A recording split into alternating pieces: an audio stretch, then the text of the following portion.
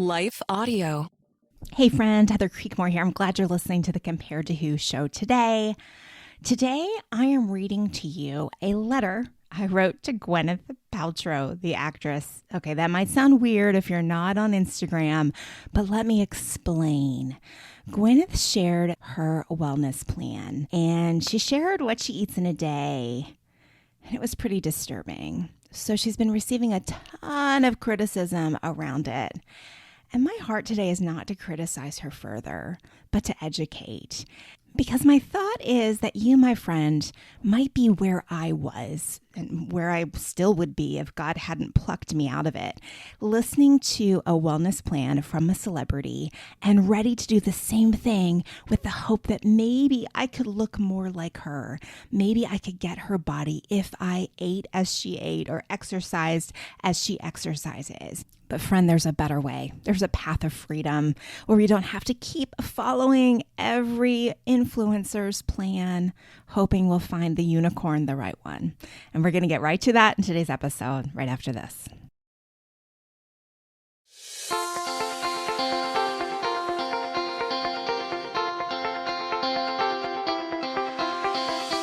Welcome to Compared to Who, the podcast to help you make peace with your body so you can savor God's rest and feel His love. If you're tired of fighting body image the world's way, Compared to Who is the show for you. You've likely heard lots of talk about loving your body, but my goal is different. Striving to fall in love with stretch marks and cellulite is a little silly to me. Instead, I want to encourage you and remind you with the truth of Scripture that you are seen, you are known, and you are loved no matter what your size or shape. Here, the pressure is off. If you're looking for real talk, biblical encouragement, and regular reminders that God loves you and you're not alone, you've come to the right place. I hope you enjoy today's show, and hey, tell a friend about it. Well, hey friend, thanks again for listening to the Compared to Who show today. So today I'm going to read to you a letter I wrote to Gwyneth Paltrow in response to her wellness plan. And I'm going to put the full text of this letter in a link in the show notes so you can read it all if you want to share it with a friend. The truth is, even if you're not the one who heard her wellness plan and was tempted to try it, you know someone who was. You know someone who is already trying it. So my hope is that this episode would be a tool to help women who are caught in this kind of disordered eating or perhaps full-blown eating disorder, to give them some hope and some freedom. Of course, anything in this episode isn't medical advice. I'm not a dietitian, a doctor, or a psychologist. These are just thoughts from someone who's been there on what's going on with our friend Gwyneth and what could help. Here we go. Dear Gwyneth, I see you, I hear you. I feel like I know where you're at in your relationship with food. I caught a bit of your wellness interview earlier this week on Instagram where you shared your diet, what you eat in a day, and it hurts to hear. It hurts because I relate so much to it. Though you didn't put this label on it, it seems like the theme of your new food plan is trying not to eat. I've been there. I've done the coffee for breakfast, the negative calorie lunch after trying to intermittently fast most of the day, the gluten-free protein and veggies dinner. I've done this like you while working out an hour a day. I'd be lying if I didn't say that I liked how my body felt when I did it. I know you like how it feels too. It's energizing to eat so little. But now I know that nothing about that energy is healthy. The buzz is stress hormones coming in to help our starving bodies. The buzz is a sense of righteousness over food, as if we've finally conquered our body's desire to eat. The buzz is a signal that we're doing something dangerous. We're dangerously undereating. Gwyneth, I felt that buzz. I liked it too. It was sort of addictive. I'm grateful that my body said enough, though. My body wouldn't let me go on like that. It shouted, feed me or you won't function. And with 4 young children at home, I had to choose functioning. But you're under pressures I could never imagine. As a celebrity, people are always watching your body, always photographing your body. You've made your mark on the world as this tall, svelte, thin, and beautiful woman. And for the body size or shape to change, that would draw criticism from the tabloids. You do not have the same freedom to age and have your body change shape as I do. I mean, you should have that freedom. But because of the way our culture glorifies thin-bodied celebrities and classifies any change in a body size as unhealthy, you're trapped in ways I could never even imagine. You see, I don't think your limited daily diet is really about food. Most of us like food. Food is fun. Food tastes good. Well, maybe not that bone broth you drink for lunch. Some of that's nasty. But food makes us feel good. Our blood sugar rises when we eat to help us feel stable, to help us feel safe. Food is only the enemy when we believe that it will negatively affect our body size or shape. Food is only the enemy when our body size or shape is so important to us that we're willing to sacrifice food to save it. But Gwyneth, I pray you see how dangerous this is. Our bodies were designed to live on food. The nutrients from foods of all varieties, even carbohydrates, are how our bodies sustain themselves. We were designed to eat. But when our caloric intake drops below 1,500 calories a day, basic systems in our bodies stop working. One of these is our reproductive system. I know I lost my period for almost a year because I didn't have enough calories to fuel this system. I'm grateful that it came back, but I know many women who have chased a thin body, lost their periods, and struggled to regain them. They determine they want a baby, but then they struggle with infertility later, and I can't help but wonder if teaching our daughters to eat or not eat in this way so that they can have a certain body size or body shape, I can't help but wonder if this is damaging to a whole generation of girls who may someday want to have children. On less than 1,500 calories a day, and let's be honest, your diet sounds closer to 1,000 or 1,200 calories, we feel more anxious. We feel dizzy. We can become preoccupied with food. Honestly, I don't know how you're not thinking about food all of the time. When I was in my eating disorder days, it was all I could think about. It feels weird now to have that mental space back. It feels strange now not to think about food all the time because I just thought everyone did. If you don't believe me, there's some fascinating science out there to back this up. One gem from decades ago is the Minnesota starvation experiment. The study was conducted on men, healthy young men who were conscientious objectors in World War II. They were monitored for a few months to ensure that they were indeed mentally and physically healthy. They were eating around 3,200 calories a day. But then their diets were radically altered. Their calories were cut way low to 1,500 calories. Notice, this was a starvation experiment, and that was the number.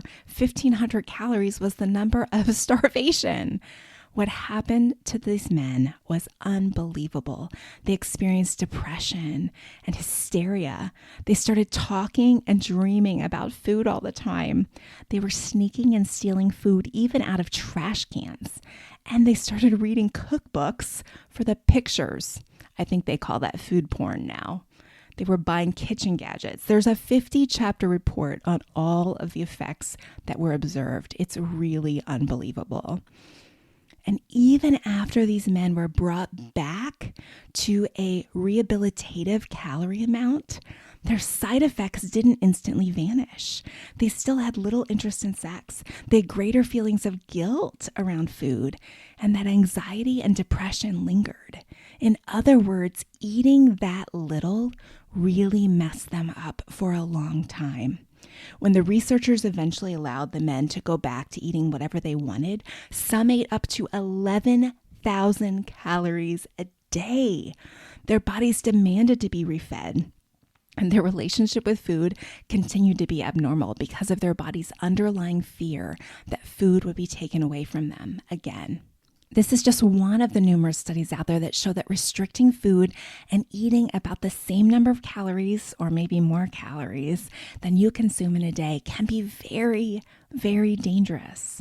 In fact, studies show that 95% of those who lose weight by restricting calories on a diet will regain it within 5 years. That 5%, that 5% that happens to keep it off, I'm not a scientist or a dietitian, but my bet is that they keep it off because they develop a full-blown eating disorder. Gwyneth, I'm sure you know that eating disorders aren't a game.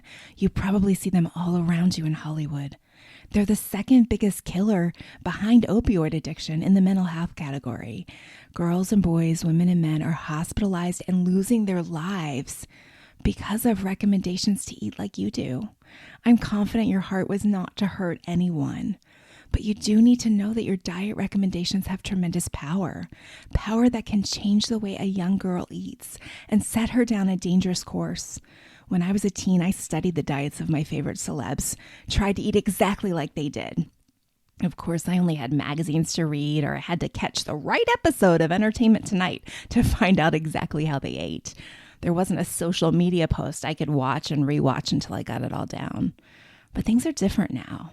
Our power as influencers is far more dramatic than ever before in history. But Gwyneth, let's go back to the heart of this. We're not free around food because we're not free in our bodies. We're not free to eat because we believe that what we eat, every morsel, makes our bodies look or behave a certain way. Of course, there's some truth in that, but it's certainly not the whole story. Maybe not even 50% of the story. Women in larger bodies who have atypical anorexia are a growing category. You cannot look at someone and tell how they eat. Trauma, hormones, life experience, health issues. There are so many factors at play when it comes to how our bodies look and what size we wear. Some women do seem to have more power to manipulate their body size and shape, while others do not. But manipulating body size through restricting food isn't wellness. It's sickness. I don't know what your body image journey has been, Gwyneth. I don't know if you've ever struggled or had family members who struggled to accept their body size. I remember you wearing a fat suit in the movie Shallow Hal. And I wonder what kind of message has seeped into your soul during that experiment. Did you make a vow to yourself that you'd never get bigger lest you face the shame and condemnation that came with that size of body in that movie? Does having a bigger body feel scary to you? As a Christian body image coach, I understand how you'd feel this way. I mean, I look back at pictures of myself from my eating disorder days, and I know that if that me could see the me today, she may be a little disturbed. I was never supposed to let my weight rise at all, or as I would say it, get quote unquote out of control. I was supposed to use every method I knew to make sure I would never be a victim of my body's desire to change. That was part of my sickness. I look back at those old pictures and I see a very thin woman who thought she was too fat. I also see a woman who was constantly thinking about and stressing over food and her body. She didn't have a lot of mental capacity for anything else. Body maintenance, body change, body improvement, those were secretly my biggest goals. And that's what this sickness does to you. That's how the eating disorder operates. If God hadn't interrupted my journey, I'd likely be following your wellness plan starting this week. Monday, of course. But he did. God stopped me and showed me that I had made my body size an idol. It's easy to see now that I'm able to take a few steps back from it.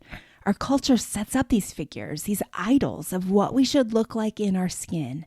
And then it makes promises. It attaches those promises to these idols, to this ideal body shape. If you get a body like Kim's, then you'll have wealth or happiness. If you get a body like Taylor's, then you'll have success. If you get a body like Gwyneth's, then you'll have health. But idols don't deliver. As a Christian, I know that they don't deliver because Jesus is the only one who can truly save me from the misery of this life. Jesus is the only one who can answer my earthly struggles with peace and security.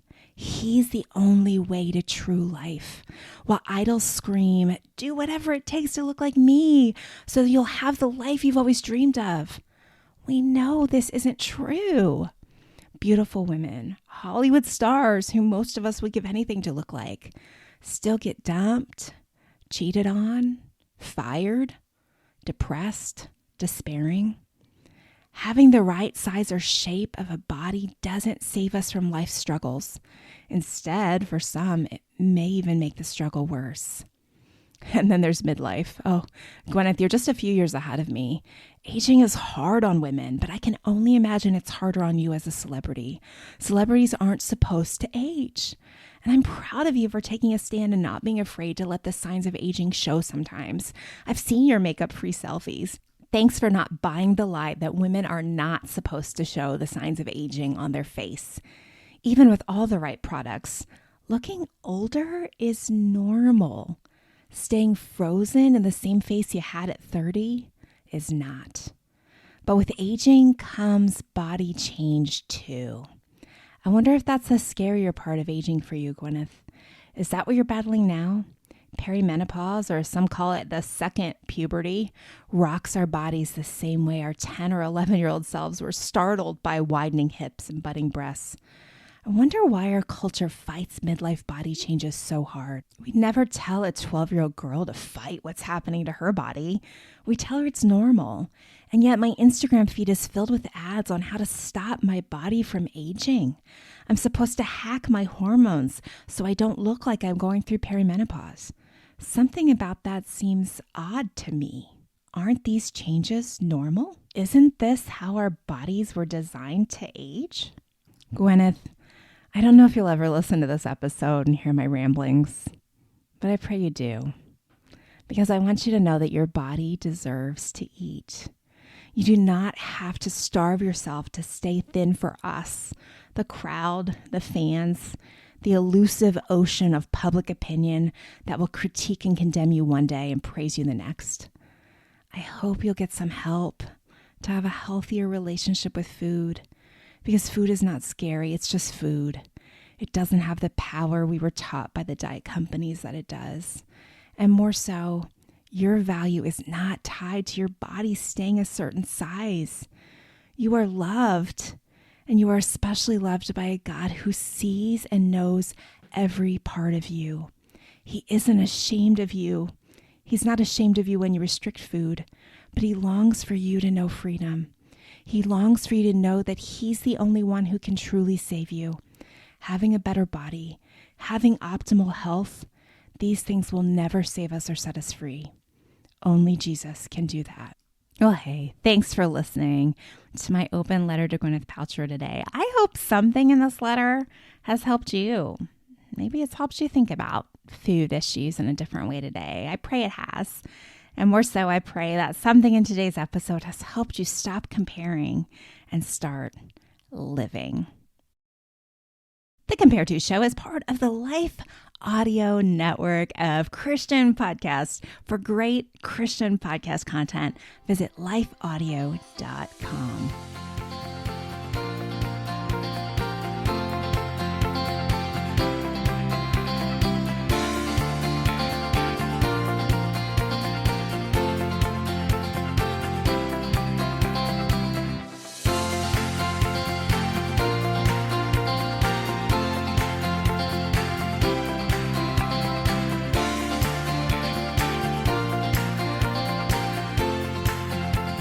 Oh, hey there, before you go, if something from today's show blessed you, may I ask a huge favor?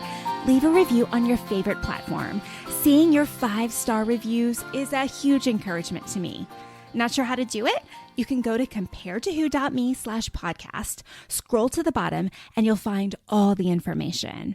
And while you're at comparetowho.me, check out some of the more than 500 articles on there about body image, comparison, all the things you're thinking about. Plus, you can find out more about my books, or you can grab a time for a free 10-minute call to see if coaching is right for you. I'm so honored to be a part of your journey out of body image and comparison frustration, and I can't wait to hear how God is working to set you free.